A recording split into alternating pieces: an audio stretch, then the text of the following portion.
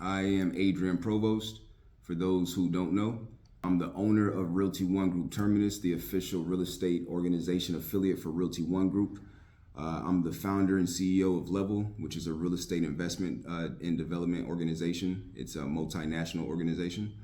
I'm the branch partner at the Atlanta office for Tap Money, which is a mortgage brokerage firm. I'm a certified real estate coach.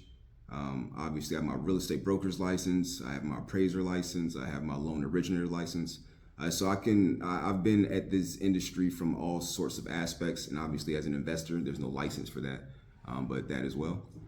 So it comes to real estate investing, pretty good. Sales, pretty good. Peak performance, pretty good. Tolerance for incompetency, not so much, right? So I like people who are go-getters, who actually want to execute on what we're talking about, not just come in and waste the space from someone else that could have been here, in your slot.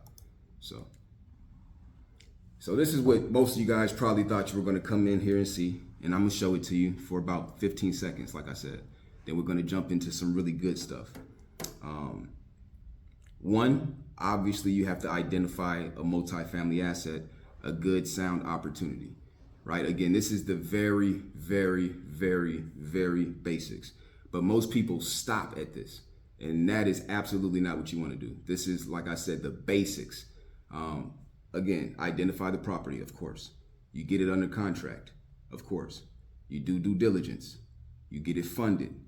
You secure legitimate property management, depending upon your investment strategy, of course. If you don't have something that's in-house, then you close on the deal. These are the steps that we see, as I mentioned, all the time, with no real effort given to the analysis outside of some very basic financial underwriting.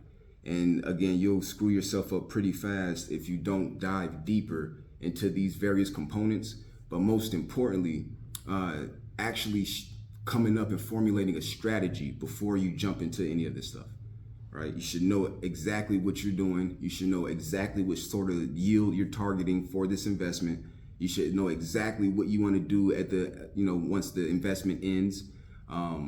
And also have a few different options, right? Because it never always goes 100% as planned. So you should have multiple exit strategies, quite honestly.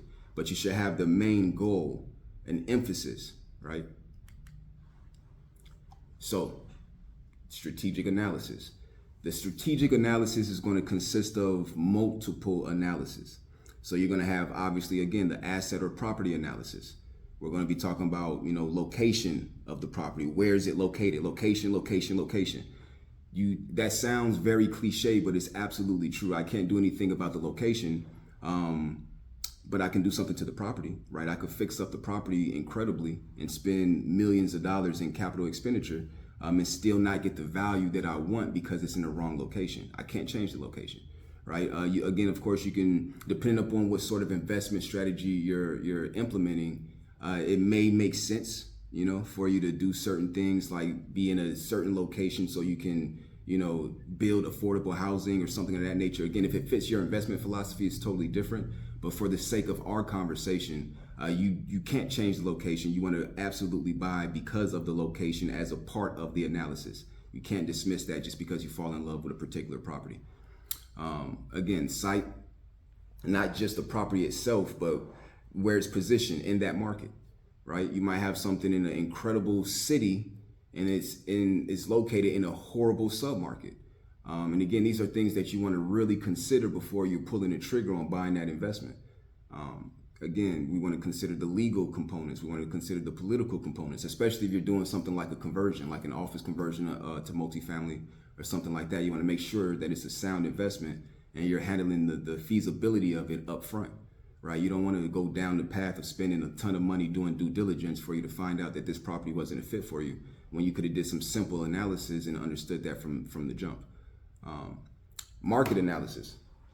So obviously we're considering the competitive set. Obviously historical performance is a big contributor to what a market value of an asset is going to be. However, it's not the end all be all, and it's probably not something that you should make your buying decision based off of. And you'll see that towards the end of the conversation here. But essentially, you want to make sure that you understand the present value of that asset, not the historical, nature of it, not what happened in the past, not with the people who operated the property that you're buying it from. I mean, that's a certain component, but that's not the end all be all. There's more work that you have to do than just analyzing their numbers. And even if you verify their numbers, right? Let's say you get it directly from their accountant, their CPA, or the property management. Let's say it's verifiable financials. You still have to do more work than just going based off of their numbers. And again, we'll touch on that a little bit too. You want to consider the supply and demand, right? The projections of the rent rate and the absorption rate, everything in regards to that particular asset type, in this case, multifamily, and what that means for that market, right? Economic features, economic components, economic drivers. You want to know, okay, if I'm centrally located between 5 universities, well, chances are a portion of my tenant base is going to be from these universities, right? And then we take that into consideration when we're making our investment analysis and financial analysis and doing this complete overall strategic analysis. Again, you want to know where you're going before you jump into this. You don't want to just buy a property for the sake of saying you own a multifamily property. You slap your name on it, and it's a property that you should have never bought in the first place, right? Financial analysis, as I mentioned, which is probably the most important component of all of this, right? It's all about making money. We're trying to figure out how can we maximize our wealth. What can I do to put more money in my pocket, in my family's pocket, in my investor's pocket, whatever it may be. Ultimately, that's the bottom line. We need to make sure those cash flows are positive, And again, some people may say not always. Negative cash flows can be okay. We're not going that deep into it. Obviously, we want to do all positive cash flow. Yes, you can showcase negative cash flows and do certain things with that when it comes to discounting and taxes and things of that nature. But we want actual positive cash flow coming into our pockets as an operator of these assets, right? We're going to again discuss the acquisition process, what that looks like. Very basic, very straightforward, but a lot of moving parts, right? You need to know what you're doing before you get yourself into a deal. Operations. This could make or break your entire investment, and you should always have a sound investment on the entry, right? That's one of those things that's just a given, right? You want to make a good buy up front, but the way you operate that asset is going to be a huge factor in regards to how it's going to perform, right? You can't think that you can just hire some local property management company and they're going to be able to generate the sort of yield that you're looking for because you own it. Trust me, it doesn't work like that. So we also want to know, depending upon your investment strategy, are you the asset manager, right? Do you have a third-party asset management company outside of the property management company? We're not talking about the same thing here, right? Accounting, what do those practices look like, right? Leasing, some people don't have the property manager lease, right? So you want to have all of these operational components already together, right? Depending upon what sort of asset you're getting ready to acquire. Most importantly, what's the exit strategy, right? Are we looking to acquire this property so we can hold it long term? Are we looking to do a refi cash out, right? We want to go in, buy it, renovate it, stabilize it, right? And then we do a refi cash out. Do we want to sell and disperse those returns, right? If we're doing a syndication or something like that, and we have an investor that we have to pay back and make whole, we know that the whole premise of this entire opportunity was to sell and disperse, right? Are we going to exchange it? Are we doing a 1031 exchange? Are we pushing our taxes back, right? And are we increasing the value of the dollar that we just spent and moving it over to another investment? So there's a lot of different things and different components that you, again, want to consider, especially for people who are just getting started. And I take it that most people on this call are just getting started, right? So you don't want to just jump into it just because it sounds good or because you heard somebody say this about it or that about it. And a lot of times you'll find that the people that talk about it, a lot of them haven't really done it, So it's a small fraction of people that have actually done it, but they might be good at explaining how to get it done. So I mean, it's a big difference from experience and practical approaches versus just the theory of it, right?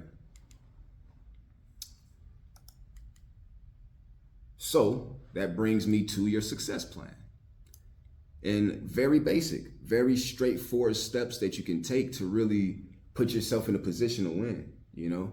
Just like I tell all of my real estate consultants and advisors, you want to become an expert in whatever it is that you're doing. If you're out there helping people in any capacity, you want to be an expert in what it is that you're helping them with. And I'm pretty sure you heard that all the time, right? And especially in the real estate world. But you want to make sure you're doing the research to understand what it is you're getting into, and to make sure that you're making a sound investment, right? Which is part of the reason why you're on this call today. So you can figure out what it is that you don't know, so you can get some tools, so you can get some tricks, so you can get some tips, right? You want to make sure that you connect and build rapport with people like myself, quite honestly, multifamily brokers, owners, property managers. I own a property management company as well, but that's not something that we practice in. That's for our own investments. But you want to get in contact with these people. You want to make sure you have a strong team. You want to go out there and actually get dirty, tour properties, feel them, see them, smell them, have conversations with the on-site leasing officers, and see what these communities are about. Literally do your research.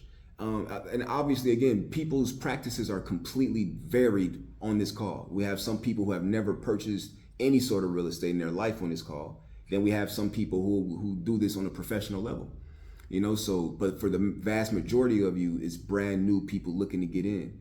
And that's why I didn't want to just stick at the first slide that I showed you that everybody else tells you about. It's like, come on, anybody can understand. You don't even have to know real estate to know that those are the steps that you need to do, right?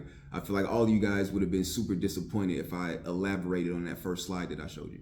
That's not what it's about. That's the way to get there for sure, but there's so much more involved. And you need to be an expert. You need to have boots on the ground and feel these opportunities out, not just look at them online and think that that's going to be sufficient, because it will not be when you're trying to make a sound investment decision. You want to have your funding sources lined up. Again, I'm a lender as well, so of course I could connect you on that end too. But regardless if it's me or somebody else, you need to have the funding together. You don't want to go out there and actually identify an opportunity that's incredible, that's life-changing, and then you don't have the funds available to go and get it done. And I'll be honest with you, that's going to be the easiest part if you have everything aligned properly, right? If you really position yourself to go out there and win, and you're really hungry and you're looking to make an impact in this industry, the money is going to flow to you. Again, there's a lot of tighter lending requirements right now and guidelines, but again, there's always a way, and there's always an appetite for a good multifamily opportunity. So don't get discouraged by whatever the market is saying at the moment. You want to make sure that you position yourself as an expert, as a professional, to really be able to get it done when it's time to go. A quote of mine: everything that you will become is first conceived through your mindset, and then controlled by your thoughts, and ultimately created by your actions, right? That's a quote that I've came up with that I live by. I think that obviously you have to have the mindset. It's bigger than just the thought or the idea. You have to have the actual mindset to be able to get it done. And then your thoughts play into that, right? But most importantly, it's those actions that you put behind those thoughts. So, and again, at least you guys took the step to gather additional information to really improve your business. So I applaud you all for that. All right, moving forward. Discussing what we're going to be talking about specifically is smaller multifamily. Would I buy an 8-unit? Maybe not now. Maybe if I were getting 3 8-units or something like that at the same time. Would I buy a 6-unit? Probably not. Depends upon a lot of circumstances. I wouldn't completely dismiss it. It would depend upon what kind of yield I'm going to get, what kind of return I'm going to get, how I have to acquire it, how long I have to hold it, right? So there's a lot of different components that would make me make that decision. But my sweet spot has always been at 10 to 50 units. I acquired a lot of stuff. One of the larger ones that I did on an individual principal basis was 100 units, and it was in a piss poor community, and it really taught me a lot about buying right up front. And this is why you want to make sure you take those extra steps, right? And then this is coming from somebody who's worked at the #1 sales organization for investment sales in the entire country, right? As a multifamily advisor, and I still went out there and made a poor decision because I didn't completely analyze what I should have before, pulling the trigger on it. But I find that there's a lot of yield to be had in this 10 to 50 unit count. right? There's a lot of opportunities.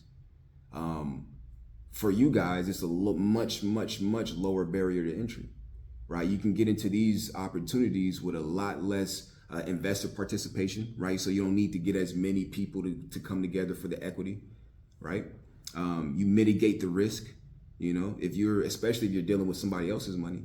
I mean, I'm a big believer in going big and doing everything big in life. But again, you can make big returns in the 10 to 50 unit space, right? And again, mitigate that risk. And I can have multiple apartment complexes right in that sweet spot. And again, my unit count will go up and my cash flow will go up, and my investors' returns will go up. But I don't necessarily always have to go. And this isn't to say that I would never buy another 100 unit again. I absolutely would.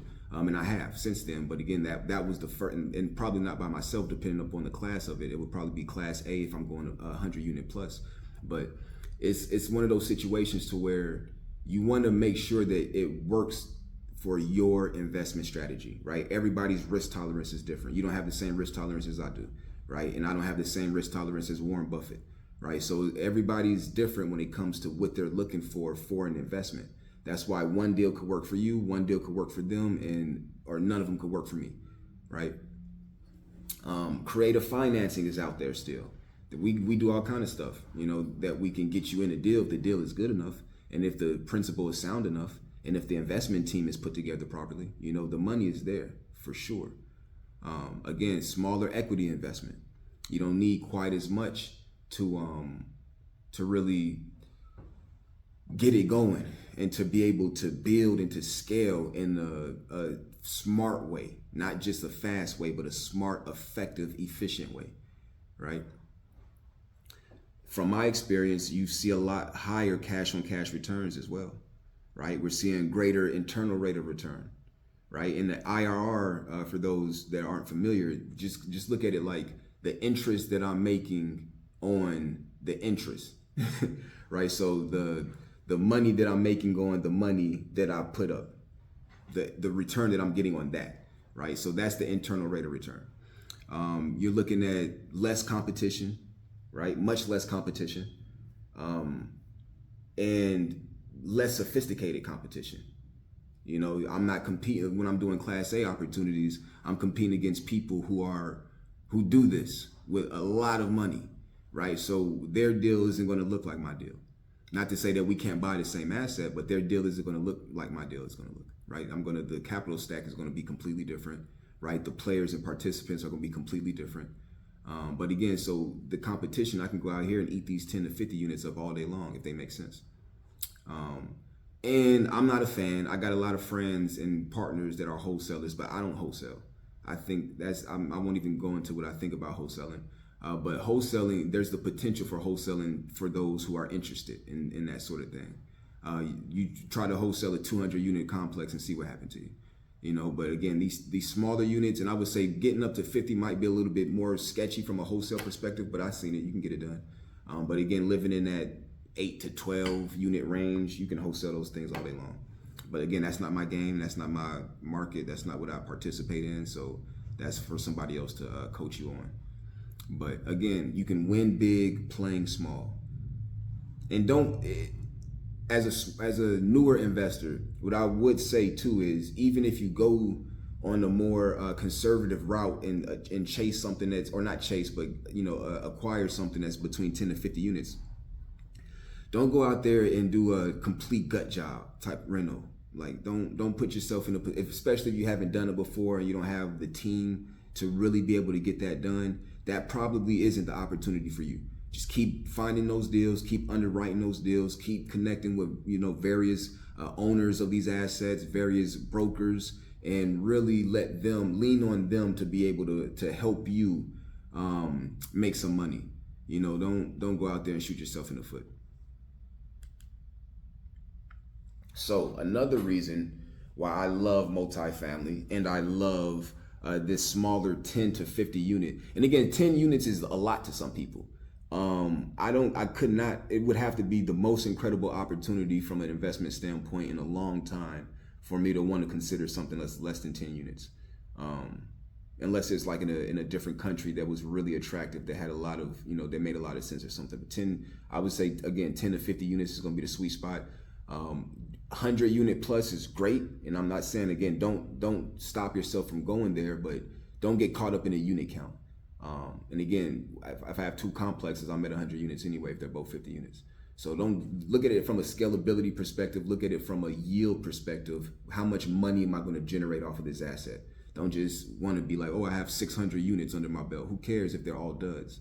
And you lose on them all the time, right? There's a lack of housing inventory everywhere. Can't think of a major city in America or a secondary city in America that doesn't have enough housing. You know, especially in Greater Atlanta where I'm at. I mean, there's not enough housing, especially affordable housing. But it doesn't stop at affordable. There's not enough market rate housing either. So there's a lot of opportunity to go in and be positioned to continuously receive nice yields, bar some sort of, you know, event that's out of our hands like COVID-19. You know, outside of something like that, we're gonna always be in a position from a multifamily housing sector to be able to, you know, see some decent yields and returns. We can't always expect them to be, you know, galactic returns, but they're going to be decent, right? And again, you want to, in doing this, you don't want to just buy, again, multifamily for the sake of buying multifamily. You want to weigh that investment against something else, right? Because at the end of the day, we're talking about making money on the money that we're investing, right? So if I'm putting $1 here in this multifamily asset and the chances of me making X amount over this amount of time is this, versus me going to a stock or a bond or something else and doing the same sort of scenario with that same dollar over that time period, and, you know, and make up for the differences, then I can't really say I made a sound investment decision. All I did was run some numbers off of a piece of paper that somebody gave me and did a little bit of research, right? So you want to make sure that, because again, this is investments. My dollar is my dollar regardless of where it's at. So I want to make sure it's making me as much money as possible when I'm putting it out there, right? And again, in some instances, that's not necessarily the overall goal. Some people want the yield, and they could care less about certain aspects of it, you know. So, but again, that goes deeper into the actual philosophy of investing and why you're investing in what you're investing at that time, right? Again, smaller units have a unit count, that is, have a shallower learning curve, right? So you don't have to be the most sophisticated individual in the world to get this stuff, man. It's super, super straightforward. And the leases are very straightforward. The leases, depending upon, you know, variable circumstances, are normally annually, right? Some people like office and retail because they might have a tenant that's there for 5, 6, 7, 8 years. That's fine, cool. And whatever those leases say in regards to how you bump up those rents, that's on you. But for me, I love the opportunity that exists with multifamily. I think it's incredible. And I think that regardless of what happens, we're always going to have somewhere that we need to live, right? Whereas we see now that that's not always the case for office buildings, right? And which is why we're going to see a ton of office buildings in every single city and community that will allow it converting over to more multifamily opportunities. So be on the lookout for that. Less sophisticated and relatively easy to understand versus other commercial asset types like we just discussed. And it's easier to understand the leases and the operations for the most part, right? Very straightforward underwriting principles, very, very simple to get. Available financing. There's so much money for multifamily assets that it's ridiculous. You know, it's really something that's out there and available for those who know how to get it. It's right there. Again, things change, terms change, but it's out there because there's always a strong appetite for multifamily if the deal is good, right? Plenty of lenders are willing to loan on multifamily assets due to their consistent stream of income and easily projected revenues. I can see how much money I'm going to be getting, and I can account for it pretty accurately, right? And that goes back into you guys making a sound decision when you're investing, right? So what are we looking to do here? We're looking to maximize our wealth, right? And we have to make some decisions when we're doing such, kind of what we just touched on a moment ago, right? You have other opportunities, which are called alternative investments that you'll be able to consider when you're investing. You can say, hey, I can put my buck here, I can put my buck there. Where am I going to put it? right? You can compare those using a rate of return sort of model, if you will, right? So these various models and various formulas will show you how much you would plan on making across the board. So you're able to really go in there and compare them when you're able to break it down. Some people don't do this. They just underwrite the deal. They don't even compare it against other multifamily assets. They just underwrite the deal and think that it's a good deal, right? And it might be a good deal. Don't get me wrong. I'm comparing these deals so we can make sure we're finding the best deal, right? Unleveraged institutional commercial real estate should provide returns that settle somewhere in between bonds and stocks, right? So don't expect the moon every time. You're not going to always knock it out of the park. On average, you're going to be able to fall somewhere from your yield return between those bonds and those stocks. So that's good. That's not bad. But again, it depends upon what your investment appetite looks like or what your partners looks like, right? These down here are a few different places where you can see some things where you can consider and compare when you're doing investments, right? You want to look at the 10-year treasury bond. And a lot of people consider that because they're looking at what I can do with my money in the 10-year treasury versus if I'm out here investing in CRE, right? Commercial real estate. What are those returns going to look like? Based off of how expensive the money is going to be to me, right? Based off of how the market is going to be telling me my property is valued, right? All of these things are extremely important to consider when you're making these investment decisions, right? The rate of return on your investment, super important, right? What's my yield going to be, right? The percent return on each dollar invested during the period invested. So obviously higher risk can equal greater return. That's not always the case, but normally you're only taking a greater risk because you're expecting a greater return, right? That's pretty fair to say, I think, across the board. One way to look at this, because a lot of people look at it like just brick and mortar, right? You have to consider this as you're acquiring these cash flows and you get a building, right? So we want to look at this from an investment perspective, not only a physical real estate perspective, right? I'm looking at the money that I'm going to be receiving if I buy this, right? So don't, a lot of people get caught up on just the physical aspects of it. And they think that they're doing a good job with the financials until their year one happens. And they're like, that is not what we penciled out when we underwrote this thing. Because they were looking at the historical performance, right? They were making an investment today based off of what's happened to this property owner in the past, in that market in which they experienced that, right? It's not the same thing. The value is not the same. And the value to me is not the same value to them, right? And so again, that's what you have to come to terms with. And you have to understand too, you'll get a lot more no's and a lot more contracts denied simply because you're going to be getting a better deal. Everybody isn't going to see that it's a fair deal for them because it makes it a fair deal for you. And that's perfectly fine. You just got to have enough deal flow where you keep going through the deals, right? And then again, you still compare those deals against each other and against alternative investments. Those objectives, right? I don't know if you guys can see, this is pretty small, but the investment objectives. Are you a passive investor?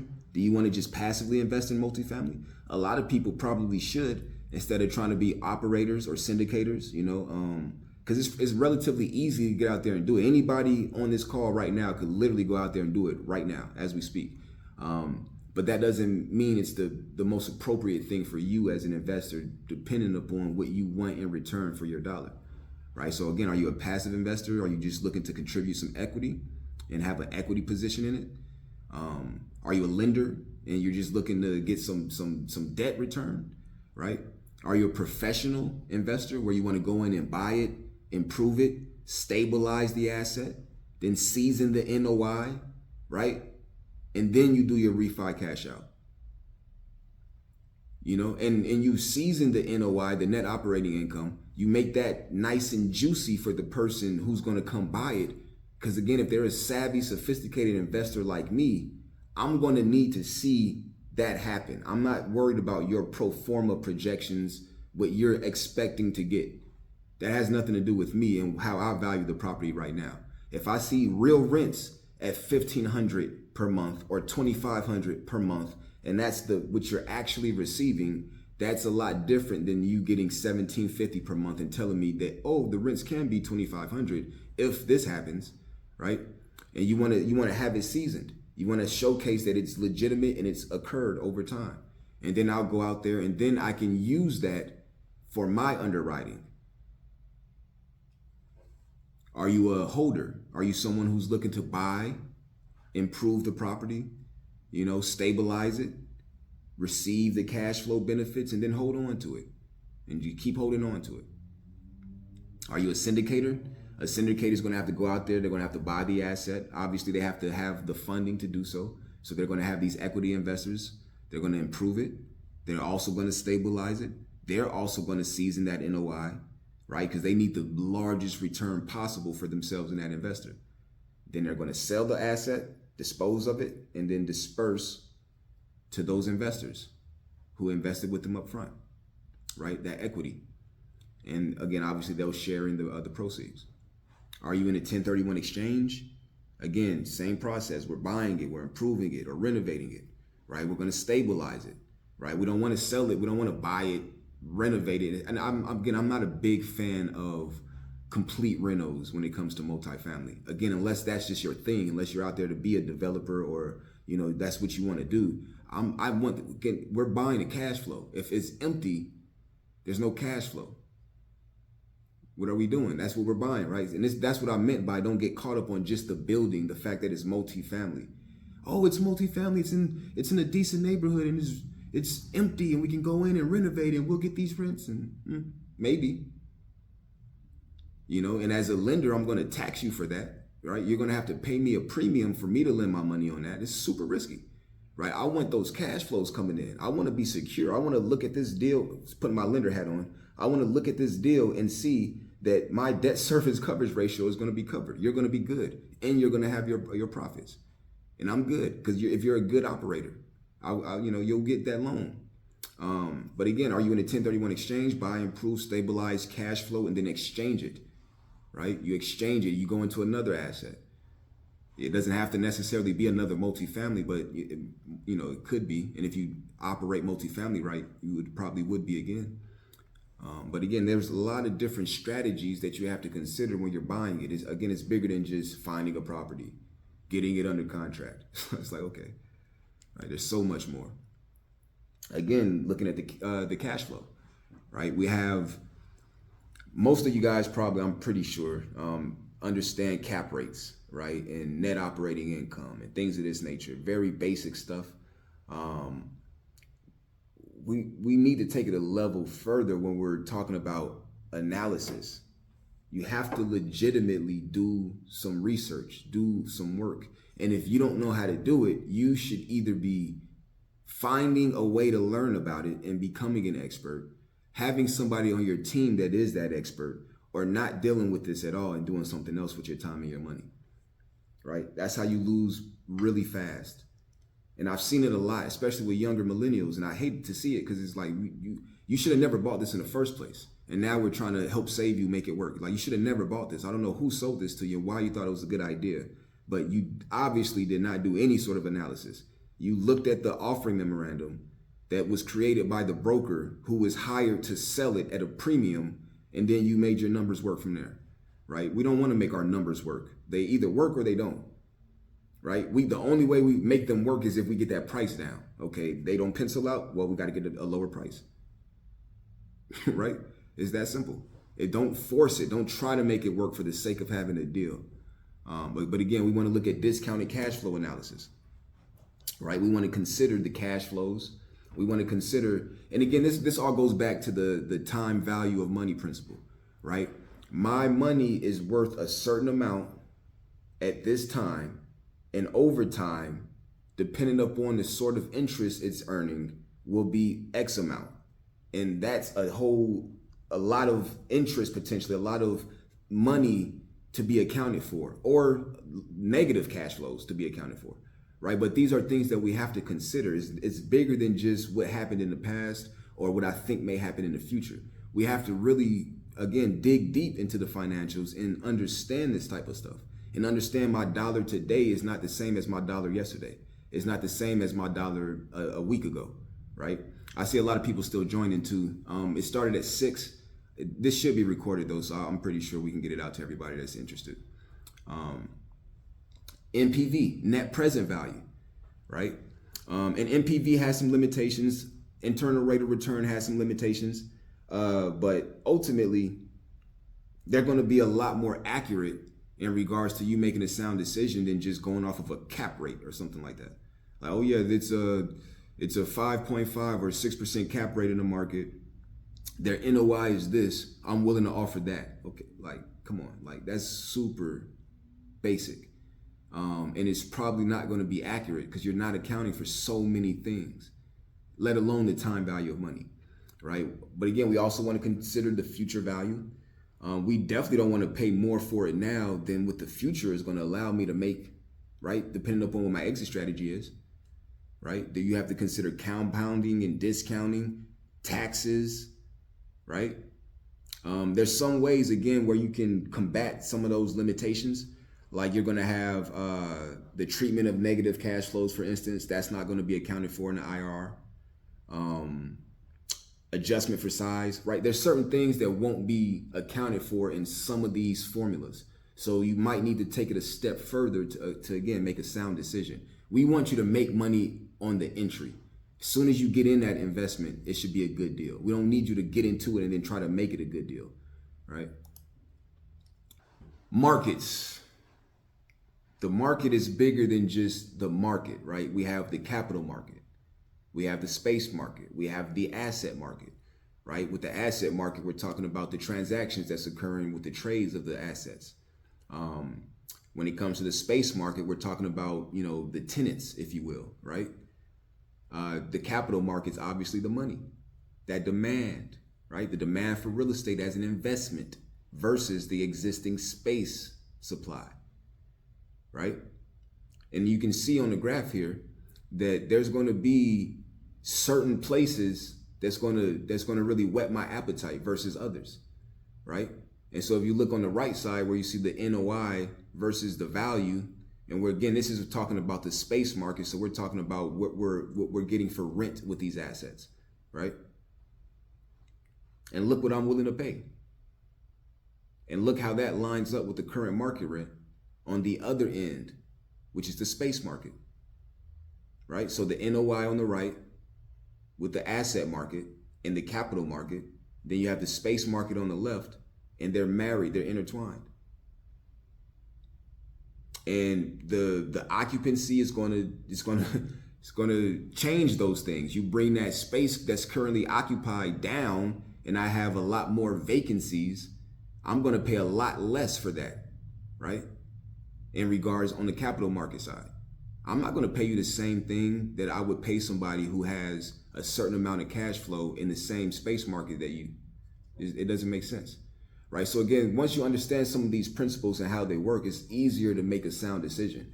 Again, the NOI and finding a cap rate, that's very basic stuff. You need to absolutely take it a level further, right? To make sure that you're making a sound decision. This is important stuff, and it's not that difficult. Once you know how to do it and once you practice it, most people can get this stuff. I didn't put the formulas and all of that because I don't want to really just blow everybody's head off that's not familiar with this, but it's very basic stuff. Just look this stuff up and then become it. Again, if this is something that you really want to be and really make money in, become an expert in it. Don't just sit around and watch YouTube videos of people telling you the same spiel about, oh, you have to buy it. Okay, how do I buy it? Oh, well, first you have to find a good deal. And then it's like, no, there's more to it than that. Especially if I'm using other people's money. This really rubs me the wrong way as an advisor, because I see a lot of newer syndicators and I don't mean new as in age, I'm just mean new to the industry. And it's like they have no clue what they're doing, and it's sad because they're doing it with other people's money. And it's not a good look for anyone. But again, you want to take it a step further and jump into it. You don't want to just look at the cap rates and what's trading per door. with traded per door is completely historical in nature. What about now? What's the value to me for this asset right now? Where it takes us to the financials. Hopefully you guys can see this. I cannot. So I have sheets next to me. And we'll just touch on some of this stuff so you can have an idea of some of the basic things you should be looking for. Again, and if anybody wants anything in regards to like certain sheets and templates that you're interested in, even if you're not one of my coaching clients, just shoot me over an email, mail, mail at adrianprovost.com, and I'll send you, if you need something, just let me know. But this is an annual property operating data sheet. This is going to do exactly what I just said. It's going to tell you how that property operated over that last year, right? And these are things that are very important to understand, and you should probably go through the entire list and get as much information as possible and have a completed sheet for every single property that you have.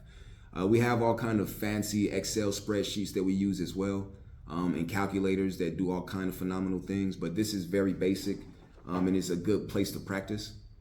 But again, you want to be looking for the potential rental income, right? Less the vacancies and rent loss.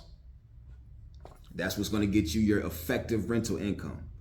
A lot of people, again, get these OMs. They're not really looking at the effective rental income. They're looking at the potential rental income. It's a difference. There might be other income that's coming in, of course, and you want to include that. You're going to have gross operating income once you have all of that put together. Then you want to look at the expenses. For multifamily, even in this smaller unit count of 10 to 50, you want to look at somewhere between 30 to 35% expense ratio, right? So those expenses are probably going to be somewhere around 30 to 35% of whatever that NOI is, or excuse me, whatever that GOI is. And so you want to make sure that you're not going off of the broker's numbers only or just market statistics only, especially if you see that their expense ratio is somewhere like 17% or 20%. It's like, okay, we know from experience you're not operating this asset for 17%, right? So we're going to underwrite it at 30 or 35%, right? And so again, that's one way you can protect yourself immediately, right? And again, also taking into account that effective loss, right? You're not going to have, even if you have 50 units, they're not going to all 50 be occupied 100% of the time all year long, right? Even if you do the most incredible job and you're under market in regards to how much you're asking for rents, and you keep it really highly occupied, you never see less than the 90 percentile. You still have changes, right? You still have turnovers. You still have lease expirations, right? So there's going to be a certain amount of time in which you are not generating income for some of these units. You're going to have downtime sometimes when you have to go in and perform various maintenance acts, right, as you're turning these units. So again, you have to take that into account. You don't underwrite with some pie in the sky sort of idea of what could be great. You want to really be as conservative as possible when you're underwriting to buy. Now, when you're selling, whatever, of course, you're going to try to juice it up as much as possible. And it's up to them to make sure that they can verify, not to say lie or anything like that. Definitely don't lie. But you might say that, hey, this goes here instead of here. And it's up to them to understand that. And I would just encourage you to buy right. And you won't have to worry about that kind of thing. But again, so moving back on to the APOD, you want to look at real estate taxes, personal property taxes, property insurance, off-site management, payroll expenses, other benefits and expenses, taxes for workers' comp, repairs and maintenance, utilities, right? Accounting and legal, license and permitting, advertising, supplies, miscellaneous contract services, and on and on and on. There might be additional expenses. There might be less expenses. And again, the utilities might be broken down in one way for the electrical versus the water. There might be gas, there may not. Some of that might be, passed on to the tenant. It might be paid by the owner. So there's a lot of different things that, again, can be massaged throughout this APOD or throughout the operating report that they send over to you with the financials that may or may not be accurately labeled or placed in the right position, right? So again, it's up to you to understand what you're getting into and to do research and to see these things and to get a good grasp of which direction you should go prior to moving forward with this asset. But again, the APOD is very, very straightforward, very simplistic, but very helpful, And if you don't take the time to at least fill this out, you're probably in the wrong industry, quite honestly. Like, that shouldn't be that difficult. The cash flow analysis worksheet. This gets a little bit more involved, but every sheet that I'm getting ready to show you is extremely basic. So it's not something that's it's not rocket science, believe me. So with this, there are 4 components ultimately that you really want to consider.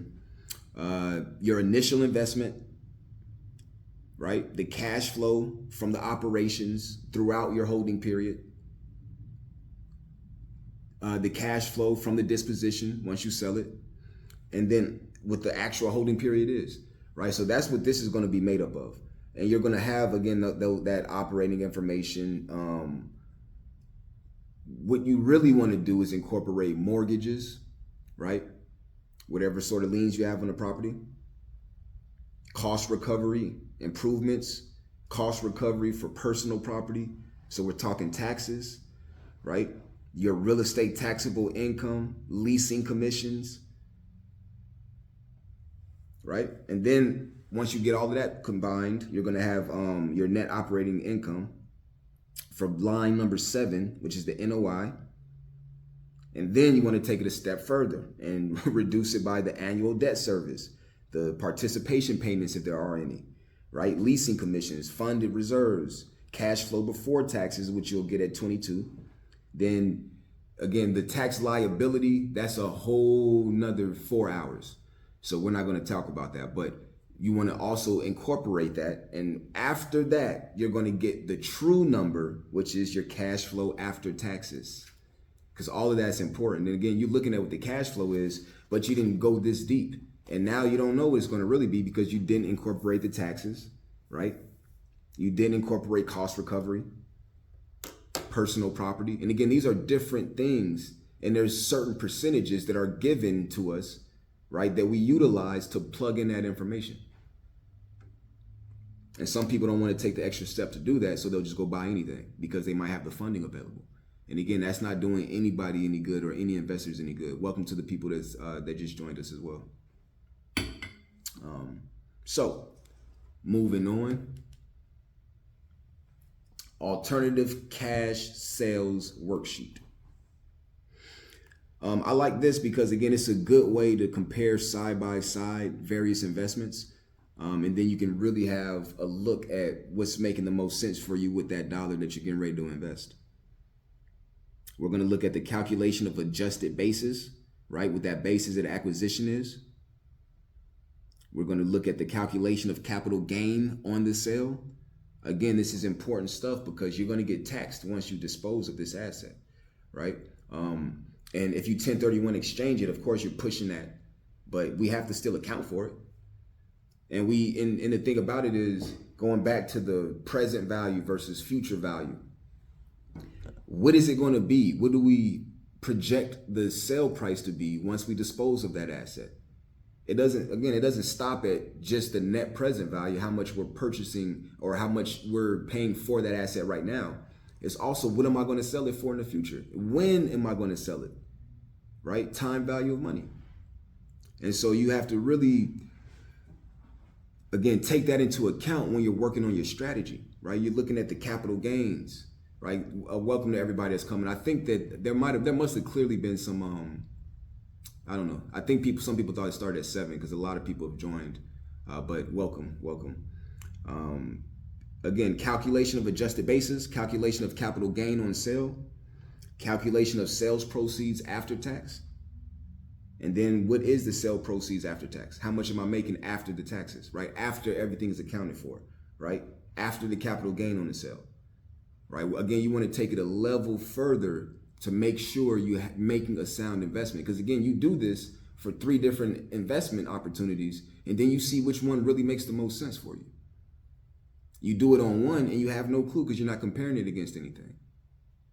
And you're not taking it that step. And I'm not saying you as in everybody on the call, but most aren't, right? And again, this is how you become a sophisticated investor and how you acquire multifamily and how you position yourself to win those deals as well, right? And again, you're able to have these conversations with the sellers to let them know why you are where you are with your number. And just because they wanted 4.5 million and I'm only willing to offer 4.23, this is exactly why. And I'll share this with them and be like, this is why. Your broker probably should have told you this before they listed it, right? This is why I'm only going to give you 4.23, right? And then again, that might make the difference. You might get the deal, or they might say, screw you, I still need 4.5. And then you just move on to another deal. So, we're getting there. I did good on time. I usually go over. Okay, I might still go over by like a couple of minutes, but I'm gonna fire through this. All right, so going back to what we just discussed, right? To bring it all home and to show you in a very basic sense of what I'm talking about. So we're looking for the middle number, present value. What is the value of this asset right now at this time? I don't care about last year or the performance of last year. I'm only using that as a component to make my final decision. But I'm not using this and using it as if it's gospel, right? Oh, you made 171.6, I'm gonna make 171.6. Absolutely not. You didn't account for for a lot of different things, right? Your expenses are BS. We know that. We run assets like this. We know it's going to be about 50K for that asset, right? So my NOI looks completely different than your NOI. The only thing we're sharing here is going to be the cap rate because we're getting that from market analysis, the market cap rate from historical performance and from the way that things are moving in the industry, right? The current economic climate, we know the cap is 5.5% for this asset, right? Cool. So I receive your financials. I receive the information provided to me by you from your lender, or excuse me, from your agent or your property manager. I'll run my numbers, right? And I get income of 165. I get expenses of 49.5. I get an NOI of 115.5. The cap is at 5.5, so I'm only willing to spend $2.1 million for this asset. Maximum. That's where I'm going. You're at 2.4, I'm at 2.1, right? I've done my additional research and I see that once I go in and operate it, the way I'm going to operate it, I'm going to be able to generate income of 185 over the life of, me improving this asset and however long I'm holding it. My expenses I'm going to move my expenses over. I'm not going to then go and put 30 or 35% of my income because I know what my expenses are. That income changed because of me, right? Which goes back to why I can't only consider these numbers. That those expenses might have been what it cost them to get to this number, but that might not be the true expense to actually operate that asset for so many reasons, right? And so again, I'm coming and I'm going in, I'm saying 5.5 cap, my number is 2.1. When I sell this asset in 4.5, 5 years, I'm only gonna be able to sell it for 2.46. You want tomorrow's money today, sir, and I'm not willing to give that to you. I'm willing to give you 2.1, right? I'm getting 2.46 on the exit. So I need these numbers to work for me on the entry, right? I'm selling it for 2.4. I know it. Once we buy it and we do what we do and we hold it and we get those cash flows, we sell it, we're selling at 2.4, given the conditions of the market in the future of what I'm projecting based off of all of my research, right? So again, don't go in there thinking that you can just, just 2.35 and we'll be fine because we got a deal. What? No, do some research because you might lose your shirt in the interim. And those expenses might be crazy. And there might be other things that you're unaware of that's really making that value less valuable or that asset less valuable than it truly is positioned as on the market at the moment, right? So I hope you guys learned something today. Thank you. I'm gonna see if there's any. We're like I said, 2 minutes over time. So there's that. Let me stop this. Let me see if anybody has any questions. And yep, here we go. I'll see what I can do in regards to answering these. It's quite a bit. I'm gonna see if I could skim through real quick and see if there's any ones that really could be beneficial to everybody on the call. Boom, boom,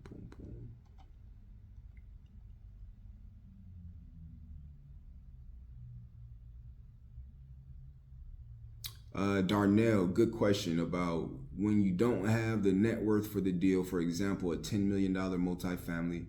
How would you go about structuring your first few deals with someone that has the net worth?